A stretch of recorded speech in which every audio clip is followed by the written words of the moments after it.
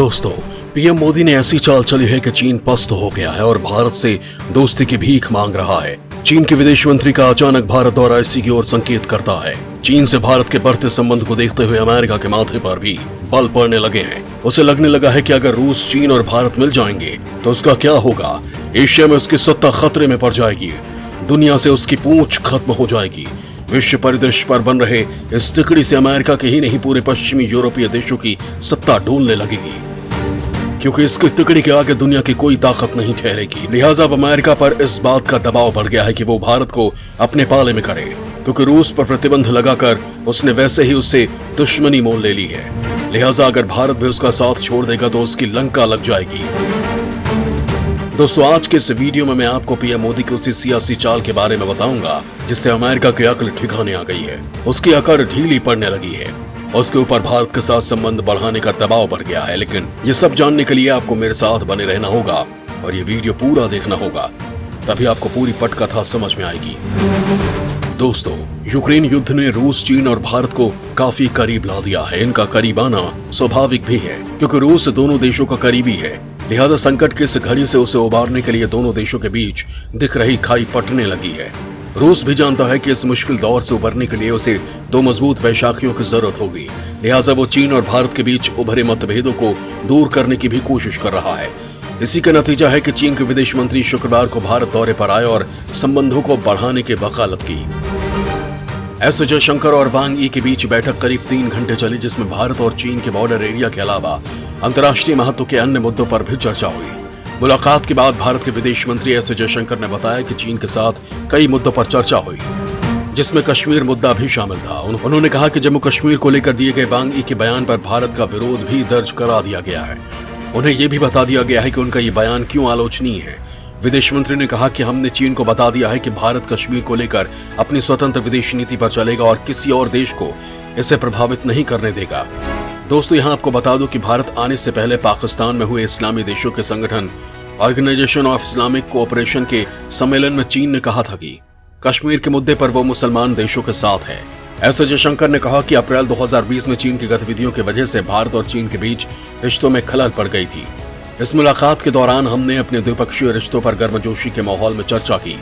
दोस्तों, आपको बता दूं कि अप्रैल 2020 में भारत और चीन के सैनिकों के बीच लद्दाख के गलवान घाटी इलाके में हिंसक झड़प हुई थी, जिसमें दोनों ही देशों के सैनिकों ने जान गंवाई थी। तब से ही भारत और चीन के संबंध तनावपूर्ण बने हुए हैं। जयशंकर ने कहा कि इस दौरान अफगानिस्तान ने यूक्रेन जैसे अहम अंतर्राष्ट्रीय मुद्दों पर चर्चा हुई। इसके अलावा शिक्षा, ट्रेवल और कारोबार जैसे विषयों पर भी दोनों देशों के बीच बातचीत हुई। दोस्तों, यहाँ आपको बता दूं कि रिश्तों में तनाव के बावजूद भारत और चीन के बीच कारोबार पिछले कई सालों से लगातार बढ़ता गया है। इसी जनवरी में China general administration of custom ने बताया कि 2021 में भारत से उसका व्यापार 125.6 अरब डॉलर तक पहुंच गया। इसमें भारत का आयात 97.5 अरब डॉलर का रहा, वहीं उसका निर्यात महज 28.1 अरब डॉलर का रहा। दोस्तों, चीन और भारत के संबंधों से इतर चीन और रूस के संबंध अब काफी आगे निकल चुके हैं। लगभग 1 महीने पहले बीजिंग में व्लादिमीर पुतिन और शी जिनपिंग की मुलाकात के बाद दोनों नेताओं की ओर से संयुक्त बयान जारी किया गया था, जिसमें कहा गया था कि अब रूस और चीन के संबंध शीत युद्ध काल के दौर से भी आगे निकल गए हैं। अब दोनों देशों की दोस्ती के दरमियान न कोई सीमा है और न ही निषिद्ध क्षेत्र। हम क्षेत्रीय सुरक्षा को बाहर से मिल रही चुनौतियों के खिलाफ एकजुट हैं। अंतर्राष्ट्रीय स्तर पर हम समान व्यवहार और न्याय के लिए एक दूसरे के साथ खड़े हैं। चीन और रूस के इस बयान से साफ था कि अपने हितों की सुरक्षा के लिए रूस और चीन उन स्तरों तक जाकर भी हाथ मिला सकते हैं जहां पहले इनके बीच थोड़ी झिझक रहती थी। दूसरा, अमेरिका को दोनों अपने लिए समान शत्रु मानते हुए अब आगे की रणनीति तय कर रहे हैं। दोस्तों, रूस और चीन के बीच संबंध काफी उतार चढ़ाव भरे रहे हैं। जब अमेरिका और रूस की अगुवाई वाले तत्कालीन सोवियत संघ के बीच शीत युद्ध चल रहा था, तब सोवियत और चीनी शासकों के बीच भरोसे का अभाव था। उनके बीच वैचारिक सैद्धांतिक फर्क था, इसलिए संबंध भी ठंडे ही थे। लेकिन 1989 में जब सोवियत संघ टूटने की कगार पर था, तब से दोनों के संबंधों में बदलाव देखा गया। उस वक्त तत्कालीन सोवियत राष्ट्रपति मिखाइल गोर्बाचेव चीन की यात्रा पर गए थे। वहां तब तियानमन चौक पर चीनी छात्रों का लोकतंत्र के समर्थन में आंदोलन चल रहा था, जिसे चीन की सरकार सख्ती से कुचलने में लगी थी। लेकिन गोर्बाचेव ने इस आंदोलन के बारे में कुछ नहीं कहा। इस तरह दोनों देशों के संबंधों में सहजता आनी शुरू हुई। फिर 1991 में सोवियत संघ टूट गया। इसके बाद अमेरिका की अगुवाई वाले अन्य देशों ने रूस को लगातार कमजोर करने की कोशिश की। उसके आर्थिक और सामरिक हितों को नुकसान पहुंचाने की कोशिश की। इससे रूस में आर्थिक संकट की स्थिति पैदा हो गई। तब रूसी राष्ट्रपति व्लादिमीर पुतिन के पहले कार्यकाल के दौरान 2001 से रूस चीन में और नजदीकी बढ़ी। उस वक्त दोनों देशों के बीच एक समझौता हुआ। इसमें अच्छे पड़ोसियों की तरह मैत्रीपूर्ण संबंधों पर जोर दिया गया। रूस चीन के बीच इसके बाद आर्थिक और कारोबारी संबंध मजबूत हुए। चीन ने रूस से सैन्य साजो सामान की आपूर्ति को भी हरी झंडी दी। बदले में रूस ने ताइवान पर चीन के रुख का समर्थन किया। रूस ने 2014 में सैन्य ताकत के बल पर यूक्रेन के सीमावर्ती शहर क्रीमिया को अपने साथ मिला लिया। इसके बाद अमेरिका और उसकी अगुवाई वाले देशों के साथ उसकी मित्रता की रही सही संभावनाएं भी क्षीण हो गई। लिहाजा रूस के सामने चीन से बेहतर विकल्प नहीं था। उसने चीन के निवेश के लिए न अपने दरवाजे खोले बल्कि उसके साथ $400 अरब का एक बड़ा सौदा भी किया। इसके तहत रूस की शीर्ष कंपनी गैज़प्रोम को अगले 30 साल तक 38 अरब घन मीटर गैस का सालाना निर्यात आपूर्ति चीन को करने की जिम्मेदारी दी गई। शुरुआत 2025 से होनी थी, हालांकि एक पाइपलाइन से निर्यात आपूर्ति 2019 से ही शुरू हो चुकी है। इतना ही नहीं, चीन अब रूस का सबसे व्यापारिक साझेदार है। साथ ही रूस भी चीन की महत्वाकांक्षी बेल्ट एंड रोड परियोजनाओं का समर्थन कर रहा है, जबकि भारत इस परियोजना के विरोध में है। हालांकि जानकारों की माने तो रूस और चीन के बीच आर्थिक और कारोबारी हितों वाले संबंध ही हैं। वैचारिक तौर पर दोनों अब भी काफी अलग हैं। ये दोनों पश्चिम के खिलाफ कोई औपचारिक सैन्य गठजोड़ करेंगे, इसकी संभावना भी अभी कम है।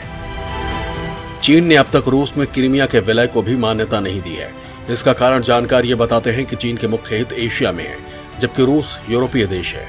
इसी तरह जब चीन और भारत के संबंधों की बात आती है तो रूस ऐसे मामलों से किनारा कर लेता है, चीन से अलग रास्ता चुनता है। इसके अलावा एक और बात यह है कि रूस के हर प्रयास इस वक्त सिर्फ एक लक्ष्य को केंद्र में रखकर किए जा रहे हैं, वो ये कि उसे सोवियत संघ के दौर की तरह ही दुनिया की बड़ी महाशक्ति के रूप में अहमियत दी जाए। जबकि दिलचस्प बात यह है कि उस खेल में अब चीन भी घुसने की सभी तैयारियां कर रहा है। दोस्तों, चीन और रूस के संबंध और भारत और रूस के संबंध अलग अलग हैं। रूस के साथ भारत के संबंध वैसे नहीं रहे जैसे सोवियत संघ के वक्त हुआ करते थे। इसके बाद भी रूस हमारा पारंपरिक साझेदार है। वो अब भी कश्मीर और सीमा पर चीन के आक्रामक नीतियों पर भारत के साथ होता है। वहीं भारत अब खुद एक महाशक्ति के रूप में उभर रहा है। अमेरिका भी ये बात भली भांति जानता है, लिहाजा वो नहीं चाहता कि भारत इन दोनों देशों के साथ मिलकर एक नए संगठन का निर्माण करे, क्योंकि अगर भारत, रूस और चीन की तिकड़ी बन गई तो ये एक ऐसा मजबूत गठजोड़ होगा जिसके आगे अमेरिका धराशायी हो जाएगा। लिहाजा चीन के विदेश मंत्री के भारत दौरे के बाद उसके ऊपर भारत से संबंध सुधारने का दबाव बढ़ गया है।